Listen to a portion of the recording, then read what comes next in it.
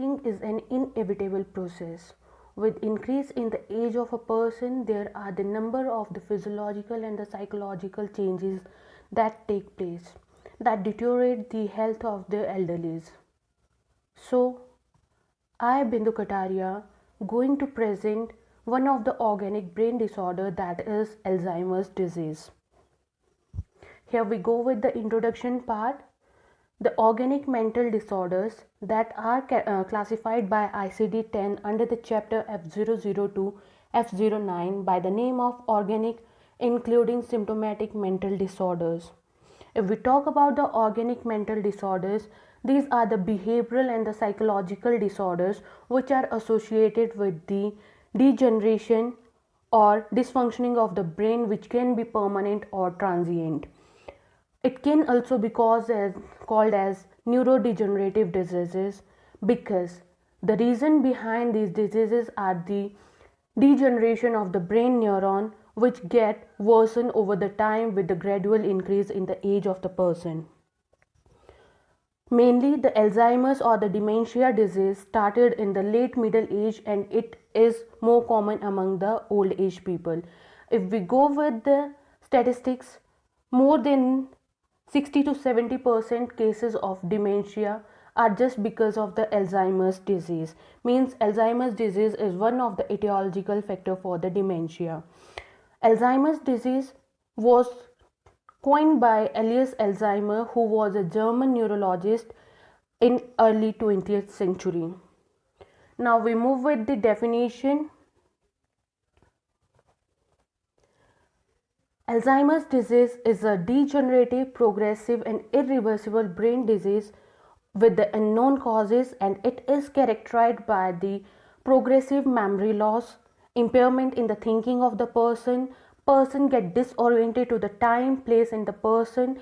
There is change in the person's previous personality and the mood.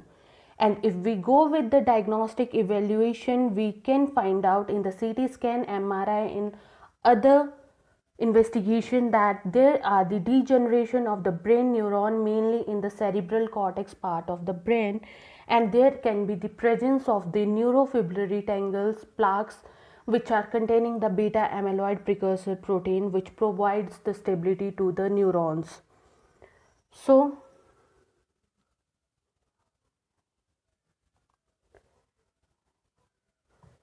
next is, here in this picture I want to show you, it is the normal brain structure where the gyri are broader and the sulci is narrower, and the ventricle of the brain are in the smaller size. But because of the increase in the age of the person, there get the atrophy. Atrophy means there is decrease in the number and the size of the cells, and what happens that the sulci means that the gap get broader and the gyres get shrunken and the ventricle of the brain get enlarged. This is the anatomical structure of the brain with the Alzheimer's disease or dementia disease. So if we say Alzheimer's disease affect the thinking, concentration, memory and the judgment, and ultimately it impedes a person's ability to perform his normal daily living activities. The person's behavior and psychology change that much that he is not able to perform out his daily living activities. Even he need the assistance to fulfill his daily living activities or the normal requirements. Now we move with the etiological factor. What are the reasons behind the Alzheimer's disease? If we talk, the first one is the neurodegeneration. I already told you that the brain cells start degenerating with the gradual increase in the age. There is the death of the brain neurons, and if brain neurons get damaged, that means there can be impairment in the functioning of that brain part. If I told you that there is more common in the cerebral cortex that impact the memory and high mental functioning of the human being. Next cause is the neurofibrillary tangles. Neurofibrillary tangles are like the nerve cells get twisted to each other, and it hinders the passage of the messages to the next neuron. Next is buildup of the amyloid or beta amyloid protein. Beta amyloid precursor protein result in the sticky patches, and these sticky patches formulate the plaque because they are get surrounded by the debris of the dying neuron. If the plaque formulates, mean the messaging or the signaling is not proper between two neurons, and there will be no proper messaging, mean there will be no proper mental functioning of the person. Next, if we talk about the environmental factors, some infection in the previous age, exposure to the metals or toxins may causes Alzheimer's or dementia in the later ages. And if we talk about other etiologies, there is the deficiency of vitamin B6 and B12 and the folate. Those who have the deficiency of vitamin B6, B12 and the folate are at the risk of Alzheimer's disease due to increased level of homocysteine, that is the amino acid that may interfere with the nerve cell repair. That is the reasons. And other reason is the early depression. Many of the studies has shown that if any person had depression in his early age, he might be get exposed to the dementia or the Alzheimer's disease in his old age. Next is serious head injury. If someone had the injury to the brain or the head, they are more prone toward having the amnesia, Alzheimer's disease in the later age. Educational level, it is another cause, but it is hypothetical that those who are using their more brain, they are not prone toward the Alzheimer's, but those who are illiterate and hadn't used their brain, they are more prone toward the Alzheimer's or the dementia or other organic brain disorder. So here we are done with the etiological factors of Alzheimer's disease. Next is the pathophysiology. Pathophysiology is so easy.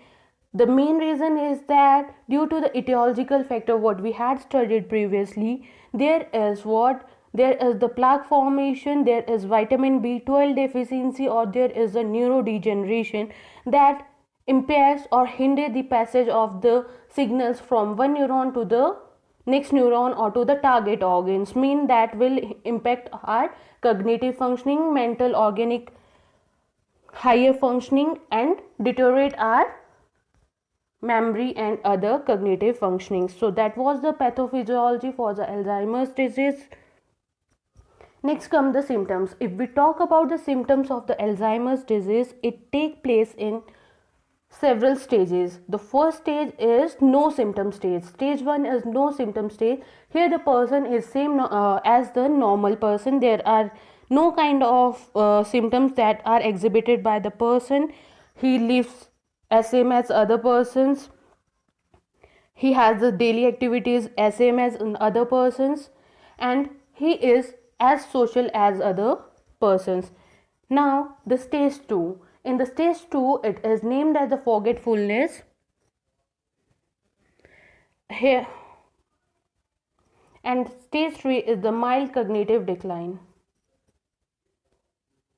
2 is forgetfulness. The person begin to lose things or forget the name of the people.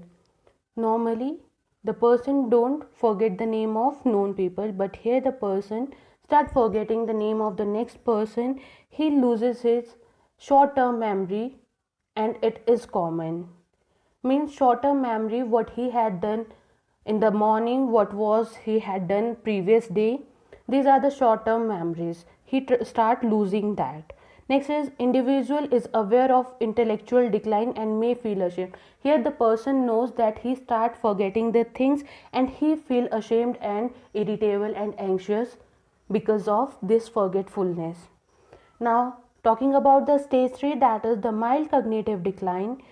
In the mild cognitive decline, there is interference with the work performance become noticeable to the co-worker. Now the person is not able to maintain that forgetfulness to himself. Now the people start knowing about that forgetfulness.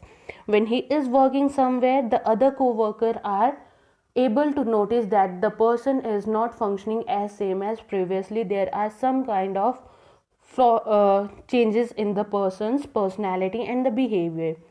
The person may get lost when driving a car or other vehicle. Person may not able to concentrate, may feel difficulty in recalling the names and the word of the common things. Even if he has to say I need a cup, he will not be able to say that is a cup. So he'll say ye de do, wo de do. Then he tries to recall what is that word. Next is decline in the ability to plan and recognize. Now person is not cognitively involved himself in the planning and recognition of the events or the person. Now that is the stage 4, that is mild to the moderate cognitive decline. Person forgets major events in his personal history. Means person might forget his marriage anniversary, birthday of their children, his retirement date, some other kind of essential event of his life. May experience decline in the task performing. Means the person might be not able to perform the normal task what he or she can do previously. For example, going for the shopping, maintaining the financial budgetings, he is not be able to. Individual may deny that problem exists by covering up memory loss with confabulation. Here one term come, that is confabulation. The confabulation is where the person start filling the memory gaps. Mean person is known about bit of the memories of the previous event, but he is not completely known of that event. So he start filling by his imagination. Means not to feel ashamed in front of others, he will confabulate or reformulate the event and tell to the others. Now person feel depressed and socially withdrawn because he get irritable because of his behavior and he feel ashamed in front of society. Now it is stage 4, that is moderate cognitive decline. There is a loose ability to perform some activities of daily living independently. Means now person is not able to maintain his hygiene, not able to dress by himself, not able to groom by himself, and requires some assistance to do these daily living activities, to have the meal, to take the bath, to go to the walk. The person needs some other man or the other assistant to do all these things. Forget addresses, phone number and name of the close relative. Now person start forgetting the name of his close relatives, that includes his daughter, son, his spouse or her spouse. Next is may become disoriented to the time and the place. Person now is not known about the time and the place where he is now. Person get more frustrated, start withdrawing from the social environment, and self observation are common in this stage. Now the stage 6 is moderate to severe cognitive decline. Now person is unable to recall recent major life event, even the name of own spouse. He get disoriented to the surrounding, unable to recall the time, season and the air, unable to manage his daily living activities without assistance. Now here the physiological symptoms get involved. Urinary and the fecal incontinence are common because person is not able to perform his daily living activities without assistance. He may pass the urine over the bed. He don't have the sphincter control now. Now psychomotor symptoms include wandering, obsessiveness, agitation and aggression, which are seem to be worsen in the later afternoon. That is called the sundowning syndrome. If we talk about the sundowning syndrome, it is the feeling of aggression, agitation that increases during the evening time. When sun get downs, mean during the evening time person get more agitated, aggressive or restless. That is called sundowning syndrome. Next is the communication become more difficult with increasing loss of language or intellectual functioning of the person. Mean here person started forgetting the words, even how to communicate others. Now it get difficult for him to communicate with the next person. That is the stage 7, severe cognitive decline. Person is not able to recognize his family member. Person gets bedfast or aphasic. Aphasic or bedfast matlab person get bedridden, completely on the bed. Problem of immobility such as decubity and contractures may occur. A person is not known of the cognitive functioning. Person's memory is impaired, function of other brain function get impaired, even because neurodegeneration is getting passed to the next brain organ. The person is not able to recall that he has to change his position frequently, and there are chances of getting decubitus or bread sores because of no change in the position of the patient frequently or within the 2-hour period of a time. Here are the brain part that get affected by the Alzheimer's disease. If we talk about the occipital lobe, अगर occipital lobe के हमारे neuron degenerate होते हैं तो our visual processing get hampered. Next is the parietal lobe, means the person is not able to process the sensory input of the language. He is not able to analyze the analytic, or means he is not able to analyze any kind of a event. His analytic abilities get declined. Frontal lobe, the person which deals with the reasoning and the problem solving, the person may not be able to reason and solve the problems. His judgment and impulse control get impaired. His emotions control get impaired in the degeneration of the neuron of the frontal lobe. These are the lobes. Now the diagnostic test. If we talk about the diagnostic test for the Alzheimer's disease, always in the psychiatric patient, firstly we go for the family history or the physical examination. Okay, firstly take the physical examination. We check what the physical impairment took place in the person.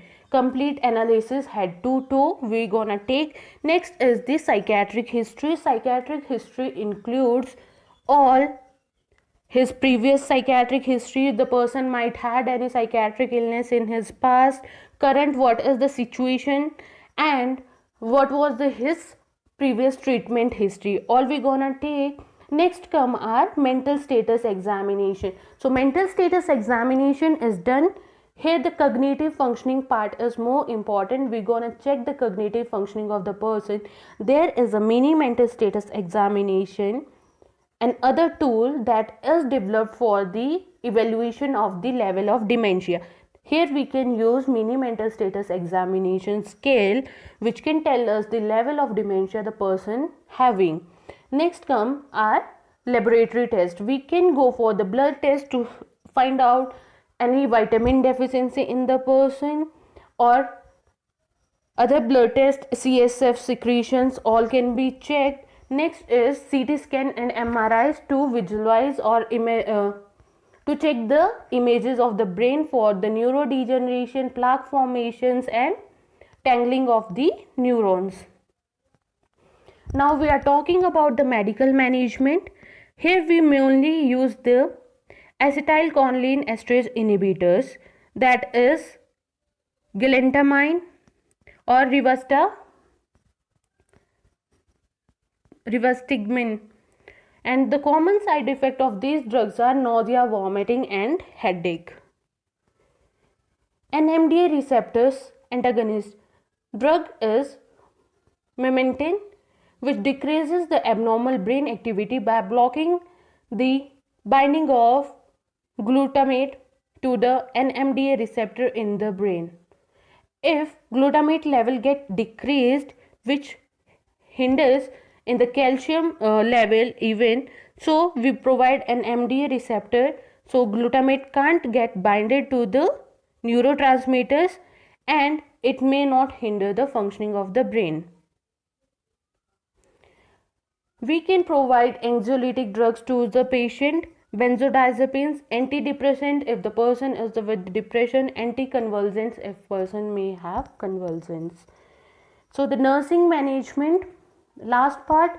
In nursing management, firstly we'll go with the assessment part. We check for the person disorientation, change in the mood of the person, fear, self-care deficit, social behavior, label of mobility, wandering behavior, his judgment ability, sleep disturbance, his language impairment, suffering with any kind of a hallucination, bowel or bladder incontinence, apathy, recognition of the family member, either the family member he is able to recognize them or not. In the nursing intervention, we maintain a daily routine. There will be a schedule formation that has to be followed by the next person in the assistance of health provider, so that there is the habit formation कि after this work I have to do this work, after this work I have to do this work. Maintenance of the nutrition and the body weight help the person to maintain his personal hygiene. Establishing toilet habit and preventing the incontinence mean within 2 hours the person is to go to the washroom and pee or poop. It is to be scheduled previously, and that will come into in his habit that every 2 hours he has to go to the washroom. Next is prevent of accident. Prevention of accident can be done by there should be railing at the bedside, there should be railing at the stairs or the floor should be non slippery, there should be doormats, or there should be a handles to hold the walls in the washrooms. Next is fluid management to be done. Maintenance of the sleep pattern. The sleep pattern is to be maintained like that the person is not allowed to sleep at the day timing, means the naps during the daytime to be avoided, so that person can sleep uninterruptedly at the evening timing or the night timing. Maintaining the interpersonal relationship, here the person is withdrawing from the society and he is not able to recognize the next person, so the health assistant always keep him remembering the next person's name, so he he keep introducing the Alzheimer patient to the known family members that his name or her name is this, he is related to you like this, so that person keep reminding all these things in his mind. In India, Alzheimer's and Related Disorder Society of India started in 1992, a national organization dedicated to the dementia care, support and the research. These are the rehabilitation services provided in India for the dementia and the Alzheimer's patient and other mental organic brain disorders. So, today we had discussed about the Alzheimer's disease that is included in ICD-10 F002 F09 chapter, and these are because of the transient or the progressive degeneration of the brain neurons and certain other causes. Then we had studied about the etiological factors, then pathophysiology, then how the Alzheimer's disease occurs. Then we had studied about the 7 stages of the symptoms in which the Alzheimer's disease take place. Then we had studied about the management, how we have to manage the Alzheimer's disease, medical management, and then the nursing intervention that we have to take. So that's all about today's topic. Thank you.